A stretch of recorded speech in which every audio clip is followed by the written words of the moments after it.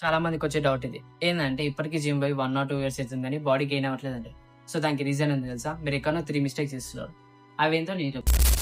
Step number 1 diet maintenance కట్టలేదు మీది.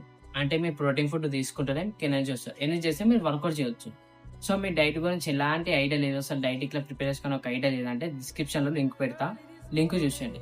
So ఆ వీడియో చూస్తే మీకు క్లారిటీ ఉంటది. ఎందుకంటే అసలు డైట్ ఎట్లా తీసుకోవాలనేది మీకు కొంచెం ఐడియా వస్తది.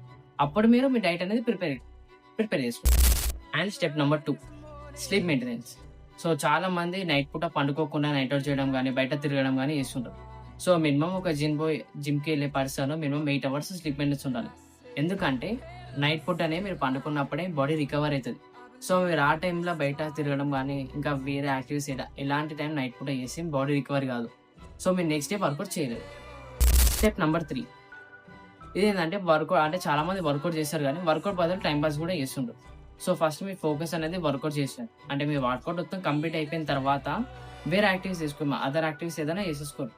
ఫస్ట్ మీరు కంప్లీట్ చేయాల్సింది మీ వర్కౌట్. మీ వర్కౌట్ మొత్తం అయిపోయిన తర్వాత వేరే పనులు చేసుకున్నా కూడా అంత ఫరక్ ఉండదు. సో ఫస్ట్ మీరు వర్కౌట్ కంప్లీట్ చేసేసుకోండి. ఈ 3 మిస్టేక్స్ అయితే అస్సలు చేయకండి. ఈ మిస్టేక్ చేస్తేనే మీ బాడీ గెయిన్ కాదు. ఇలాంటి మోర్ వీడియోస్ కోసం యూనిట్యూబ్ ఛానల్‌కి అయితే సబ్స్క్రైబ్ అయితే కొట్టేసేయండి. And thank you so much.